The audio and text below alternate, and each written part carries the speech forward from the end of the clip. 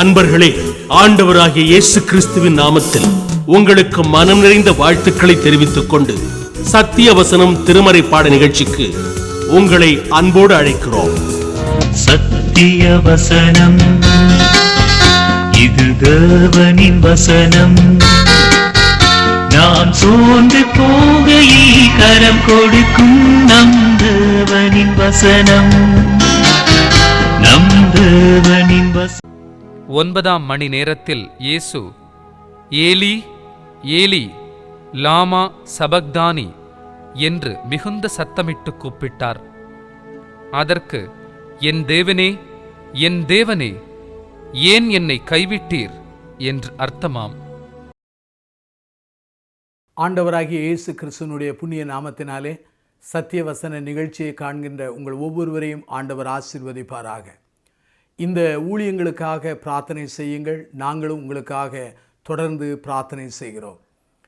ஆண்டவராகிய இயேசு கிறிஸ்துவானவர் சிலுவையில் சொன்ன அந்த 7 வசனங்களை நாம் தொடர்ந்து கற்று வருகிறோம். இன்றைக்கு ஆண்டவராகிய இயேசு கிறிஸ்துவானவர் சிலுவையில் சொன்ன 4வது வசனத்தை நாம் கற்றுக்கொள்ளப் போகிறோம். நம்முடைய ஆண்டவராகிய இயேசுவானவர் 7 வசனங்களை சிலுவையிலே சொன்னார். அந்த 7 வசனங்களிலே முதல் 3 வசனங்கள் அவர் மற்றவர்களை குறித்து சொன்ன வசனங்களாகும். ஆனால் பின்னால் வருகிற அந்த வசனங்கள் உண்மையாகவே தன்னை குறித்து அவர் சொல்கிற ஒரு வசனங்களாக அது காணப்படுகிறது. அருமையான என் சகோதர சகோதரிகளே, நம்முடைய ஆண்டவராகிய இயேசுவானவர் சொன்ன 4வது வசனத்தை மத்தேயு 27ஆம் அதிகாரம் அங்கே 46 வாசிக்கிறேன். 9ஆம் மணி நேரத்திலே இயேசு ஏலி ஏலி லாமா சபக்தானி என்று மிகுந்த சத்தமிட்டு கூப்பிட்டார். அதற்கு, என் தேவனே, என் தேவனே, ஏன் என்னை கைவிட்டீர் என்று அர்த்தமாம். ஆகவே நம்முடைய ஆண்டவராகிய இயேசுவானவர் சிலுவையிலே சொன்ன 4வது வசனம், என் தேவனே, என் தேவனே, ஏன் என்னை கைவிட்டீர். முதல் வசனத்திலே நம்முடைய ஆண்டவராகிய இயேசுவானவர் அந்த சிலுவையினுடைய பாடுகளின் ஆரம்பத்திலே, பிதாவே இவர்களுக்கு மன்னியும் என்றார். பிற்பாடு 4வது வசனத்திலே என் தேவனே என்று அழைக்கிறார். இது பாடுகளின் உச்ச கட்டமாகும். பிறகு இறுதியிலே பிதாவே என்று சொல்லி அவர் அழைத்து தன் ஜீவனை பிதாவின் கையிலே கொடுக்கிறதை நாம் திருவசனத்திலே கற்றுக்கொள்ள முடிகிறது. இந்த வசனமானது திருமறையிலே மிகவும் கருகலான, புரிந்து கொள்ள முடியாத ஒரு வசனம் என்று சொல்லலாம். மார்ட்டின் லூத்தர் இதை எழுதும்போது சொல்கிறார், கடவுள் கடவுளையே கைவிட்டாரோ என்று அவர் எழுதுகிறார். ஆகவே இந்த வசனத்தை நாம் புரிந்து கொள்வதற்கு பரிசுத்த ஆவியானவர் தன்னுடைய பரிசுத்தமான வசனத்தின் மூலமாய் நம்மோடு கிரியை செய்வாராக. இந்த கைவிடப்பட்ட அந்த சூழ்நிலையை போல இது காணப்படுகிறது. நம்முடைய ஆண்டவராகிய கர்த்தர் சொல்கிறார், என் தேவனே, என் தேவனே, ஏன் என்னை கைவிட்டீர் என்று சொல்கிறார். இது நம்முடைய ஆண்டவராகிய இயேசு கிறிஸ்துவானவர் இந்த வார்த்தையை சொல்லும் பொழுது எலியாவை அவர் கூப்பிடுகிறாரோ என்று சொல்லி மக்கள் தவறாக பேசி கொண்டிருந்ததை நாம் இன்றைக்கு காண முடிகிறது. அருமையான என் சகோதர சகோதரிகளே, இந்த 4வது வாக்கியம் நமக்கு பல ஆச்சரியங்களை நமக்கு கொண்டு வருகின்றன. 3 ஆச்சரியங்களை நான் சொல்ல விரும்புகிறேன். இந்த ஆச்சரியத்தில் முதல் ஆச்சரியம் என்னவென்றால், முதலாவது சிலுவையிலே உள்ள அந்த காரிருளை சொல்கிறேன். ஆங்கிலத்தில் சொல்ல வேண்டுமென்றால் த டார்க்னஸ் ஆஃப் கிராஸ் என்று சொல்லலாம். இது ஒரு பெரிய ஆச்சரியமாக காணப்படுகிறது. நம்முடைய ஆண்டவர் சிலுவையிலே முதல் 3 வாக்கியங்களை நல்ல வெளிச்சத்தில் சொன்னார். 4வது வாக்கியமானது அது கார் இருளிலே அவர் சொல்கிறார். பிரியமானவர்களே, சிலுவையின் கார் இருள் என்பது ஒரு ஆச்சரியமான கார் இருளாகும். ஏனென்றால் இந்த கார் இருளை உருவாக்கினவர் நம்முடைய ஆண்டவர் தான். ஏனென்றால் the supernatural darkness by God என்று சொல்லலாம். நம்முடைய ஆண்டவராகிய கர்த்தர் சிலுவையிலே தொங்கும் பொழுது ஒரு பெரிய காரிருள் உண்டாயிற்று. பழைய ஏற்பாட்டிலே அங்கே எகிப்திலிருந்து இஸ்ரவேல் ஜனங்கள் மீட்டெடுத்து அவர்கள் புறப்படுகிற அந்த காலகட்டத்திலே அங்கே எகிப்திலே காரிருள் உண்டாயிற்று. அங்கே முதல் பிள்ளைகள் எல்லாரும் எகிப்தில் உள்ளவர்கள் அவர்கள் கொல்லப்பட்டார்கள், அவர்கள் மடிந்து போனார்கள். அந்த சமயத்திலே மக்கள் பஸ்காவை ஆசரித்தார்கள். அங்கே தேவனாகிய கர்த்தர் தன் ஜனத்தை விடுவித்தார், பாதுகாத்தார். அதே போலத்தான் இங்கே பாருங்கள், இங்கே நம்முடைய மீட்புக்காக நம்முடைய ஆண்டவராகிய இயேசு கிறிஸ்துவானவர் பஸ்காவை போல ஆட்டுக்குட்டியை போல காணப்படுகிறார். அங்கே எகிப்தினுடைய முதல் பிள்ளைகளெல்லாம் இறந்து போனார்கள். இங்கு பிதா தன்னுடைய ஒரே பேரான குமாரனை அவர் சிலுவையிலே தந்தருளி இவ்வாறு தன்னுடைய அன்பை வெளிப்படுத்துகிறார். ஆகவே இந்த காரிருள் என்பது இது உண்மையாகவே சூப்பர் நேச்சுரல் டார்க்னஸ் என்று சொல்லலாம். இன்னொன்று, இந்த காரிருளுக்கு காரணம் என்னவென்றால் த சிம்பதி ஆஃப் த நேச்சர் என்று சொல்லலாம். இயற்கையினுடைய ஒரு கரிசனை என்று சொல்லலாம். மனுகுலத்திலே மனுமக்கள் பாவம் செய்யாமல் இருந்தபோது இந்த அங்கே ஏதேனிலே மகிழ்ச்சியும் பரிசுத்தமும் ஆனந்தம் காணப்பட்டது. ஆனால் என்றைக்கு ஆதாம் பாவம் செய்தானோ அன்றைக்கு மனுகுலமும் பாவத்துக்குள்ளானது. மனுமக்கள் மாத்திரமல்ல, சிருஷ்டிப்பும் அநேக பாடுகளுக்கு உள்ளானது. ஆகவே தான் பவுல் அப்போஸ்தலர் தன்னுடைய நிருபங்களில் எழுதும் பொழுது சிருஷ்டிப்பு என்பது அல்லது சிருஷ்டி என்பது உண்மையாகவே அந்த விடுதலைக்காக காத்து தவிக்கிறது என்று சொல்லி தன் நிருபங்களில் எழுதுகிறார். ஆகவே குமாரனாகிய அந்த இயேசுவானவர் சிலுவையிலே படுகிற அந்த பாடுகளை குறித்து ஒருவேளை இயற்கை கரிசனையான ஒரு காரிருள் உண்டாயிருக்கலாம் என்று எண்ணக்கூடுகிறது. மூன்றாவதாக இந்த காரிருளை குறித்து நான் சொல்கிறேன். மருத்துவமனைக்கு நீங்கள் சென்று பாருங்கள். மருத்துவமனையிலே அநேக வியாதிஸ்தர்கள் படுத்த படுக்கையாக இருப்பார்கள். திடீரென்று ஒரு மனிதன் இறக்கப் போகிறான், உயிருக்கு போராடுகிறான், அவனுடைய உயிர் அவனை விட்டு விலகப் போகிறது என்று அறியும் பொழுது அந்த இடத்தை உடனே ஸ்க்ரீன் வைத்து திரைகளை கட்டி அதை தனிமைப்படுத்தி விடுகிறார்கள் இல்லையா? அதே போலத்தான் இது சீக்ரெசி ஆஃப் த டாக்டர்ஸ் என்று சொல்லலாம். நம்முடைய ஆண்டவராகிய இயேசு கிறிஸ்துவினுடைய மரணத்துக்கு முன்பான ஒரு காரிருளை போல காணப்படுகிறது. ஆகவே முதல் ஆச்சரியம் என்ன? The darkness of the cross என்று சொல்லலாம். சிலுவையிலே சுற்றில் இருக்கிற ஒரு பெரிய காரிருளாக காணப்படுகிறது. ரெண்டாவதாக பிரியமானவர்களே, இந்த வசனத்தில் இன்னொன்றை நாம் கற்றுக்கொள்கிறோம். அது என்னவென்றால் த லோலினஸ் ஆஃப் த கிரைஸ்ட் என்று சொல்லலாம். கிறிஸ்துவனுடைய தனிமை ஒரு ஆச்சரியமாகும்.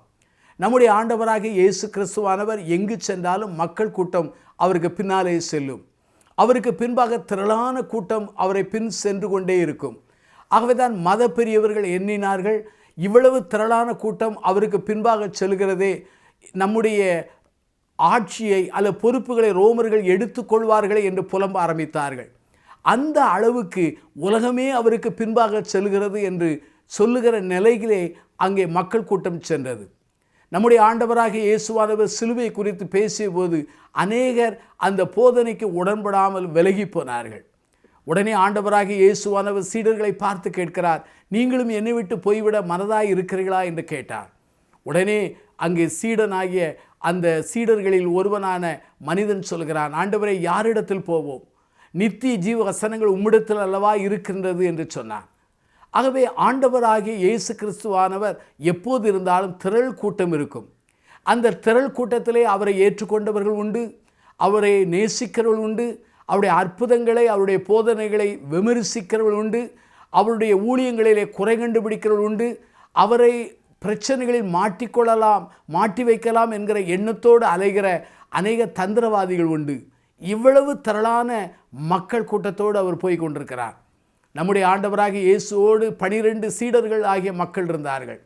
அதில் ஒருவன் யூதாசு, அவன் ஆண்டவரை காட்டி கொடுத்து விலகி போய்விட்டான். இப்படிப்பட்ட சூழ்நிலையிலே தனிமையின் பாதையிலே அவர் நடக்க ஆரம்பிக்கிறார். கெத்செமனேயிலே பாருங்கள், அங்கே அவரோடு 3 சீஷர்களை தனியாக ஜெபிக்க சொல்கிறார். அங்கே சீடர்கள் எல்லாரும் தூங்க ஆரம்பித்தார்கள். இதை நாம் திருமுறையிலே பார்க்கிறோம். ஆகவேதான் அந்த சிலுவையிலே அவர் தனிமையாக என் தேவனே என் தேவனே ஏன் என்னை கைவிட்டீர் என்று சொல்கிறார். ஆகவே அவருடைய தனிமை நமக்கு ஒரு பெரிய ஆச்சரியத்தை உண்டு பண்ணுகிறது. அந்த காரிருள் ஒரு ஆச்சரியத்தை உண்டு பண்ணுகிறது. இரண்டாவது, தனிமை ஒரு பெரிய ஆச்சரியத்தை உண்டு பண்ணுகிறது. நம்முடைய ஆண்டவராகிய இயேசுவானவர் எப்போது சொன்ன போதனை என்ன? பிதா என்னோடு இருக்கிறார், இதோ நான் எங்கே இருக்கிறேனோ அங்கே பிதா இருக்கிறார், பிதா சொல்வதையே குமாரன் செய்கிறார், சுயமானதை எதையும் செய்ய மாட்டார் சொல்ல மாட்டார் என்று விளக்குகிறார். ஆகவே அந்த பிதாவோடு இருந்த ஐக்கியத்திலே அவர் சொல்கிற ஒரு காரியம் என்ன? என் தேவனே என் தேவனே ஏன் என்னை கைவிட்டீர் என்று சொல்வதிலே அங்கு அவருடைய தனிமையின் அந்த ஆச்சரியத்தை நாம் காண முடிகிறது.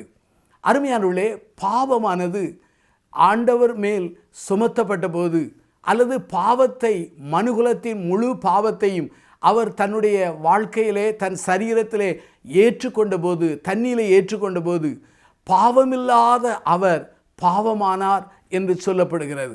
ஆகவே பாவமில்லாத அவர் பாவமான பொழுது பாவமே அநேக பிரிவுகளையும் உண்டாக்கி தனிமைப்படுத்தி விடுகிறது. எனக்கு அருமையான என் சகோதரனே, சகோதரிகளே, பாவமானது கடவுளுக்கும் மனிதனுக்கு இடையுள்ள உறவை பிரிக்கிறது. அதாவது கர்த்தருக்கும் மனிதனுக்குள்ள உறவை பிரிக்கிறது. பாவமானது மனிதனுக்கும் மனிதனுக்குள்ள உறவை பிரித்து விடுகிறது. பாவமானது மனிதனுக்குள்ளே, அவனுக்குள்ளே இருக்கிற அந்த உறவையும் அது பிரித்து விடுகிறது. அதாவது தேவனுக்கும் மனிதனுக்குள்ள உறவை பிரிக்கிறது, மனிதனுக்கும் மனிதனுக்குள்ள உறவை பிரித்து விடுகிறது, மனிதனுக்கும் அவனுக்குள்ளே ஹிம்செல்ஃப் என்று சொல்லலாம், அந்த உறவை பிரித்து விடுகிறது. இன்றைக்கு பாவத்தினால்தான் அநேக உறவுகள் உடைபடுகிறது. தேவனுக்கும் மனிதனுக்குள்ள உறவிலே, மனிதருக்கும் மனிதர்களுக்குள்ள உறவிலே, ஏன் கணவன் மனைவிக்குள்ளே, மனைவி கணவனுக்குள்ளே, பெற்றோர் பிள்ளைகளுக்குள்ளே, ஒருவேளை உறவுகளுக்குள்ளே அநேக விரிசல் ஏற்படுவதற்கு இந்த பாவம்தான். அதே சமயத்தில் பாவம் வரும்போது மனிதன் தன்னுடைய வாழ்க்கையிலே தனிமையை உணர்கிறான். ஆனால் நம்முடைய ஆண்டவராகிய இயேசுவானவர் தன்னுடைய சரீரத்திலே, தன்னுடைய வாழ்விலே நம் மனுகுலத்தின் பாவங்களை ஏற்றுக்கொண்ட போது பாவமில்லாத அவர் பாவமானார். பாவமான பொழுது நடந்தது என்ன? பிதாவாகிய தேவனுடைய முகம் மறைக்கப்பட்டது. ஏனென்றால் பிதாவாகிய தேவனுடைய சுவாபத்தை குறித்து வேதம் சொல்கிறது, பாவத்தை பாராத சுத்த கண்ணர். ஆகவே இந்த பாவமே பிதாவுக்கும் அவருக்கு இடையில உறவிலே அது பிரிவினை சுவராக மாறியது. ஆகவே தான் அவர் சொல்கிறார், என் தேவனே, என் தேவனே, ஏன் என்னை கைவிட்டீர் என்று சொல்கிறார். ஆகவே 3 ஆச்சரியங்களை சொன்னேன். சிலுவையிலே ஆண்டவர் இந்த வசனத்தை சொல்லும்போது வந்த அந்த காரிருளின் ஆச்சரியத்தை சொன்னேன். இரண்டாவதாக, சிலுவையிலே ஆண்டவர் இந்த வசனத்தை சொல்லும்போது த லோலினஸ், அதாவது தனிமையின், கிறிஸ்துவின் தனிமையின் ஆச்சரியத்தை சொன்னேன். மூன்றாவதாக, இந்த வசனத்தில் நாம் கற்றுக்கொள்கிற ஒரு காரியம் என்ன? த பிளைண்ட்னஸ் ஆஃப் க்ரௌட் என்று சொல்லலாம். மக்களுடைய அறியாமை அல்லது குருட்டாட்டம் என்பது அது ஒரு பெரிய ஆச்சரியமாகும். அதாவது ஜீவாதிபதியை அவர்கள் கொலை செய்கிறார்கள். ஆனால் அந்த ஜீவாதிபதியை கொலை செய்கிறோம் என்கிற அறிவில்லாமல் அதை செய்து கொண்டிருக்கிறார்கள். நம்முடைய ஆண்டவராகிய இயேசுவானவர் அங்கே அவர் இரத்த சாட்சியை போல மடியவில்லை, அல்லது மக்களுடைய ஒரு சதியினாலே அவர் மடியவில்லை. தானே மனுகுலத்தின் பாவத்திற்காக தன்னையே சிலுவையிலே அவர் ஒப்பு கொடுத்தார். அவர் ஒப்பு கொடுத்த அந்த மகிமையை மக்கள் அறியாமல் போனார்கள். பாருங்கள், சங்கீதம் 22ஆம் சங்கீதம் மேசியாவின் சங்கீதமாகும். அந்த சங்கீதத்திலே அங்கே சிலுவை குறித்து அங்கே சங்கீதக்காரன் சொல்கிறார், யூதர்கள் ஒரு நாளும் சிலுவை மரணத்தை அறிய மாட்டார்கள், ரோமர்கள் தான் பிற்காலத்தில் அறிந்தார்கள். அப்படியானால் யூதனாகிய தாவீது அந்த சங்கீதத்தை பாடும்போது மேசியாவின் சங்கீதமாக பாடுகிறார். ஆகவே மேசியாவின் சங்கீதம் என்றால் நம்முடைய ஆண்டவராகிய இயேசுவானவர் சிலுவையிலே தொங்கி பாட அணிவிக்கிற அந்த பாடுகளை அவன் தீர்க்க தரிசனமாக, தீர்க்கனாக நின்று அதை பாடுகிற நிலையை நாம் பார்க்க முடிகிறது. அருமையானவர்களே, ஆகவே தான் நம்முடைய ஆண்டவரை குறித்து அநேகருக்கு குருட்டாட்டம். அவர் யார் என்று அறிய முடியவில்லை, அவர் யார் என்று புரிந்து கொள்ள முடியவில்லை. அவரை குறித்த அந்த தீர்க்கதரிசன வேத வசனங்களை குறித்து மக்களுக்கு அறியாமை இருந்தது. ஏனென்று சொன்னால், இந்த உலகத்தின் பிரபஞ்சமானவன் அநேகருடைய ஆவிக்குரிய கண்களை அவன் குருடாக்கி வைத்திருக்கிறான். ஆகவே தான் அருமையானவர்களே, அந்த மக்களுடைய குருட்டாட்டம் அவரை மத துரோகிகள் என்று எண்ணினார்கள், அவரை நியாயப்பிரமாணத்துக்கு விரோதமானவர் என்று எண்ணினார்கள், அவர் மேசியா அல்ல என்று மக்கள் தவறாக புரிந்து கொண்டார்கள், அவரோடு அவருடைய மரணத்தோடு அவருடைய சகாப்தம் முடிந்துவிடும் என்று எண்ணினார்கள், அவர் கைவிடப்பட்டவர் என்பதை போல மக்கள் எண்ணினார்கள். ஆனால் அவர் ஒருவேளை தேவனாலே அவர் மறக்கப்பட்டவர் என்று சொல்லி எண்ணினார்கள். ஆனால் இதெல்லாம் எதை வெளிப்படுத்துகிறது? த பிளைண்ட்னஸ் ஆஃப் த க்ரௌட் என்று வெளிப்படுத்துகிறது. உலகத்திலே மகா பெரிய ஒரு கொடும் பாவம் அல்ல கொடும் செயல் என்னவென்றால், கொடும் வேதனை என்னவென்றால் ஸ்பிரிச்சுவல் பிளைண்ட்னஸ் தான். ஆவிக்குரிய குருட்டாட்டம் அநேகரை ஆண்டவரை அறியாமல் தடுத்து விடுகிறது. அந்த குருட்டாட்டத்துக்கு காரணம் பவுலப்போஸ்தலன் சாத்தானானவன் பிரபஞ்சத்தின் தேவனானவன் என்று எழுதுகிறார். அருமையானவர்களே, இந்த வசனத்திலே 3 ஆச்சரியங்களை சொன்னேன். முதலாவதாக அந்த சிலுவையின் சுற்றிலும் இருக்கிற இருளின் ஆச்சரியத்தை சொன்னேன். கிறிஸ்துவினுடைய தனிமையின் ஆச்சரியத்தை குறித்து சொன்னேன்.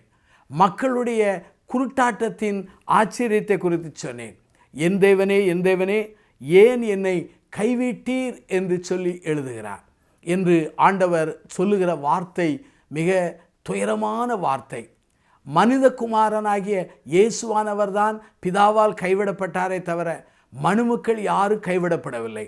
ஆகவே தான் அருமையானுள்ளே, நம்முடைய ஆண்டவர் கைவிடப்பட்டதினாலே, கைவிடப்பட்ட நிலையிலே கடந்து போனதினாலே, கைவிடப்பட்ட சூழ்நிலைக்குள்ளே தன்னை உள்படுத்தி தன்னை ஒப்பு கொடுத்ததினாலே, கைவிடப்படாத நிலையிலே நீங்களும் நானும் வாழக்கூடிய கிருபை கிடைக்கிறது. ஆகவே தான் உன்னை நான் கைவிட மாட்டேன், உன்னை மறப்பதில்லை, உன்னை கைவிட்டு போவதில்லை என்றெல்லாம் ஆண்டவருடைய வேத வசனம் தெளிவாக சொல்கிறது. இந்த வசனமானது நமக்கு இன்னொரு அறைகூவலை கொடுக்கிறது. ஒருவேளை என் தேவனே, என் தேவனே, ஏன் என்னை கைவிட்டீர் என்று சொல்லி மக்கள் புலம்புகிற கடந்து போகிற காலங்களிலெல்லாம் தங்களுக்கு ஒரு இரட்சகர் இருக்கிறார் என்கிற அந்த உணர்வை, உணர்ச்சியை அல்லது மாதிரியை தருகிறது என்று சொல்லலாம். ஏனென்றால் நம்முடைய ஆண்டவரை போல இந்த அனுபவத்திற்கு கடந்து போனவர்கள் உலகத்தில் யாருமே இல்லை. வாழ்க்கையிலே அநேக சூழ்நிலையிலே கைவிடப்பட்டிருக்கலாம், அல்லது உறவுகளிலே கைவிடப்பட்டிருக்கலாம், அல்லது தன்னுடைய தனிப்பட்ட வாழ்க்கையிலே கைவிடப்பட்டிருக்கலாம், நம்பிக்கை இல்லாமல் உழந்து கொண்டிருக்கலாம், வாழ்க்கையை மாய்த்து கொள்ளலாம் என்று புலம்பிக் கொண்டிருக்கலாம், அல்லது என் தேவனே ஏன் என்னை கைவிட்டீர் என்று மறுதலித்து கொண்டிருக்கலாம். நம்முடைய ஆண்டவராகிய கர்த்தர், நம்முடைய ஆண்டவராகிய இயேசுவானவர் இந்த காரிருளின் பாதையிலே செல்லும்போது கூட என் தேவனே, என் தேவனே, ஏன் என்னை கைவிட்டீர் என்று நம்பிக்கையோடு உரிமையோடு அவர் உரையாற்றுகிறதை, அவர் பேசுகிறதை இந்த இடத்திலே காண முடிகிறது. ஆகவே நம்பிக்கை இழந்த சூழ்நிலையில் இருக்கிற சகோதரனை, சகோதரியே, உனக்கு நம்பிக்கை உண்டு.